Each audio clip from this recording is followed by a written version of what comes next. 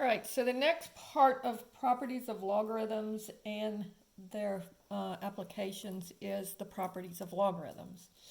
Now, there are a couple of properties that we already know that I just want to point out. The first one is that log to the base b of 1 is always 0. And we can see this because if I put it in exponential form, remember this is a base, this is the exponent. Anything raised to the 0 is always 1. So it doesn't matter what the base of the log you're taking is, the answer will always be 1. So if I said log to the base 3 of 1, 0. Log to the base 5 of 1, 0. And you can see on your calculator, if you take the log of 1, the common log of 1, you get 0. And if you take the natural log of 1, you get 0. So the log of 1, no matter what the base is always going to be 0. Property number 2 says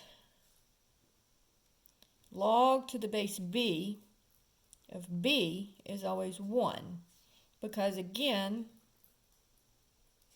if I say b to the first power is equal to b, what's the exponent understood to be here? It would have to be 1. So it's always going to be equal to 1. All right, so now we've got, so if I have log to the base 7 of 7, that would be 1, because 7 to the first power is equal to 7. And log to the base 5 of 5 would be 1, because 5 to the first power is equal to 5. And again, if I say log to the base 10, if I do 10 and I take the log of it, I get 1, because log to the base 10 of 10 is equal to 1. All right? Now, the third one is log to the base b of b to the x is always going to equal x. So over here, if I say, notice this would be b to the x is equal to b to the x. So it's always going to be whatever, notice just like we did with the common log and the natural log, the log function and the exponential function undo each other. So if I said log to the base 4 of 4 to the 5th, the answer would be 5. And log to the base 8 of 8 to the 9th, the answer would be 9. Because the log function and the exponential function undo each other. All right? Now, the 3 logs that we're really going to be focusing on today, I wanted to mention those, even though we kind of already knew them, I wanted to point them out specifically. So the properties that we're going to be looking at today is log to the base b of x times y is equal to log to the base b of x plus log to the base b of y. Now this is kind of similar to the property where you're multiplying the bases in the rules of exponents, where you multiply a to the x times a to the y, and you get a to the x plus y. It's very, very similar. So when you're multiplying the numbers, you add the logs. Okay, when you're multiplying the numbers, you add the logs. Or the product of the numbers is equal to the sum of the logs. All right? And we're going to talk about this one a lot. The next property, log to the base b of x divided by y, is going to be log to the base b of x minus log to the base b of y. And this one would make sense because when you multiply, if you're multiplying, you add the logs. Well, when you're dividing, you're going to subtract the logs. And then problem number 6 says log to the base b of x to the y is going to be, this exponent can come out in front and become your coefficient. Y times log to the base b of x. So those are your properties of exponents. Now, let's look at some examples of the properties of exponents. Now, on the first part, what they're going to do is they're going to say expand. And so if I have, let's see, so this would be problem number 1. If I say log to the base 2 of 4x, well, this would be log to the base 2 of 4 plus log to the base 2 of x. But you have to be careful when there's a number here. And so it would be log to the base 2 of 4 is 2 squared, right? And then again, the log and the log and the exponential function undo each other, so you just get 2. Or you can think of this as 2 to what power gives you 2 squared? 2 to the second power is equal to log to the base 2 of x. Now, on the homework, what they're going to do is your answer block will look like this.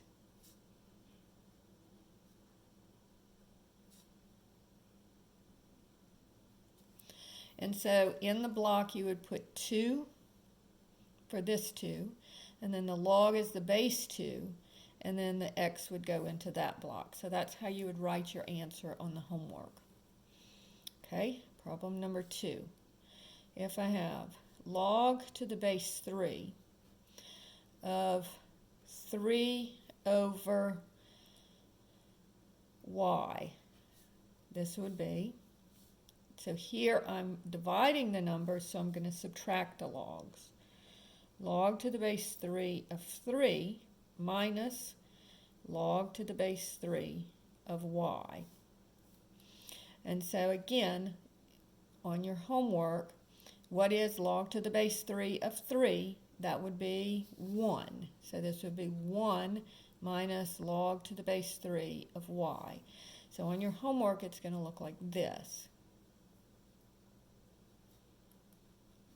And you would put 1 in here, and then 3 here, and then y here. So that's what that problem would look like. And then if I have problem number 3, log to the base 5 of x to the 7th. So on this one, what you're going to do is you're going to take the exponent and bring it out in front, and it would be 7 log to the base 5 of x. And so on your homework, it would look like this. So you put a 7 here, it's log to the base 5, and then the x goes in there. All right, so let's do some that are a little bit more complicated. So that was problem number 4. Let's say that I have the log of x squared y cubed. So the first thing that I'm going to do is I want to take these two things that are multiplied, and when I'm multiplying the numbers, I add the log. So this would be log of x, and notice this is a common log, so I don't have to put the base because it's understood to be 10. So it would be the log of x squared plus the log of y cubed. But I'm not finished yet, because now these exponents can come out in front and become coefficients. So log to the base x, and then I'll multiply that. This 2 comes out in front, and then the 3 comes out in front. And so you have 2 log to the base x, log of x plus 3 log of y, common log, common log. All right, so that's how you do the logs. Now, from now on, we're not going to do these 2 steps because you can do this all in one step. Because you write down log to the base 10 of x, so the common log of x, and then you're going to take the 2 and move it out in front. So don't even write it as an exponent, just write it out in front. And then log of y, and then instead of writing it as an exponent, you come and write it as a coefficient. So we can just do it like very quickly. We don't have to take more than one step on these. So log of x to the 4th, y to the 7th, z to the 5th. So here we have 3 things that we're multiplying. So we're going to add 3 things. So it's going to be log of x, and then the 4 comes out, plus log of y. But then instead of writing the 7 up here, I'm going to write it out in front, plus log of z. And again, instead of writing the 5 as the exponent, I'm going to write it as the coefficient. So it's very easy to just quickly do this. Okay, let's do some that have fractions. So if I have the log to the base 4 of 3 over x to the 5th. So this would be log to the base 4 of 3. And remember, when I'm dividing, I subtract. All right? And so this would be log to the base 4 of x, and then I take the 5, instead of writing it up here, I write it out in front. And that would be my final answer. Now notice in this one, I do have a number, so I do have to pay attention to it. But is 3 4 to any power? No, there's no connection there. And so that you just leave it as 3 log to the base 4 of 3, because you can't make 3 4 to any power. Okay? Now, let's do this one. Sometimes you have to kind of fix the problem before you convert it. All right? So here we have log of the square root of x. Now, you have to go back to our rules of exponents. Remember, square root of x is the same as x to the 1/2, right? And so now to fix this, or to use my rules of logarithms, properties of logarithms, I'm going to just take the 1/2 and put it out in front. So this would be 1/2 times the log of x. And that's how you work that one. So problem number 8. If I have log to the base 3 of 7 x to the 3rd square root of y. So this would be log to the base 3 of 7x cubed y to the 1/2. So don't leave it as a square root, write it as 1/2. So now I'm going to use the properties of logarithms. So these are all multiplied, so I'm going to add 3 logs. So it will be log to the base 3 of 7 plus log to the base 3 of x, and this cube comes out in front and becomes a coefficient, plus log to the base 3 of y, and again, instead of writing the 1/2 up here, I bring it out in front and I write 1/2 log to the base 3 of y. So that's how you do that one. Okay. Problem number 9 says log to the base 4 of the 5th root of xy squared over z to the 4th. So this would be log to the base 4 of xy squared over 4 raised to the 1/5. Now you have to be careful here because everything is raised to the 1/5. So what I'm going to do is I am going to bring the 1/5 out in front, and then I'm going to put parentheses. And now I'm going to write it as, here you have multiplication and you have division.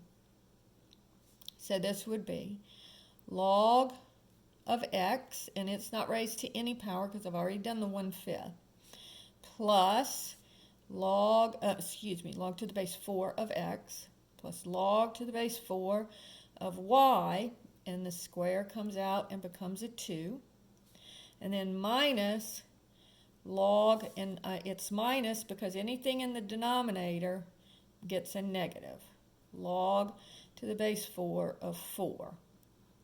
So here I have a number, so I need to look at it and say, is 4 raised to any power equal to 4? Yes, 4 to the first power. So the log to the base 4 of 4 is 1. So my last step is going to be log to the base 4 of x plus 2 log to the base 4 of y minus 1. And that would be my final answer. Okay, so number 10. If I have log to the base 5 of x cubed y squared over z to the 4th w to the 5th.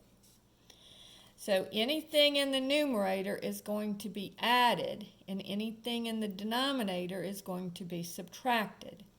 So this is going to be log to the base 5 of x, and then the cube will come out in front and become 3. And then this is in the numerator, so it'll be plus log to the base 5 of y, and the 2 will come out in front and become the square will come out in front and become a 2.